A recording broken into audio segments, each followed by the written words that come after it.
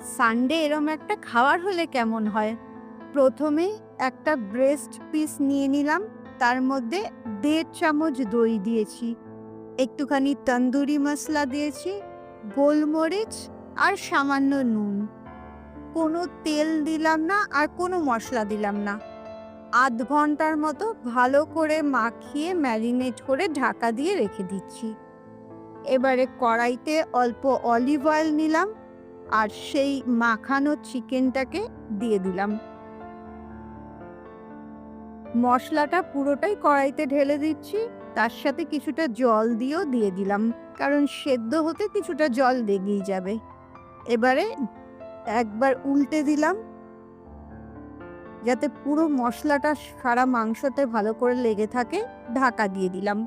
কিছুক্ষণ পর এসে ঢাকনাটা তুলে দেখলাম একটা দিক হয়ে গেছে, মশলাটাও অনেকটা কষে গেছে। উল্টো করে আবার কিছুক্ষণ ঢাকা দিয়ে রেখে দিচ্ছি। ব্যাস, চিকেনের কাজ শেষ। চিকেন রেডি হয়ে গেল। এবারে এটাকে তোমার ইচ্ছে মতো টুকরো করে কেটে নাও। চিকেনটা এতটাই ভালো সেদ্ধ হয়েছে যে আমার কাটার আগেই ছাড়িয়ে যাচ্ছে। নো প্রবলেম, ছোট করে কাটা হয়ে গেল। এবারে ফাইনাল টাচ, কয়েকটা গাজর টুকরো নিয়ে নিলাম, শসা খোসা শুদ্ধই টুকরো করে নিয়েছি, আর কয়েক টুকরো টমেটো। এর সাথে এই চিকেনটা ভীষণ ভালো একটা রেসিপি।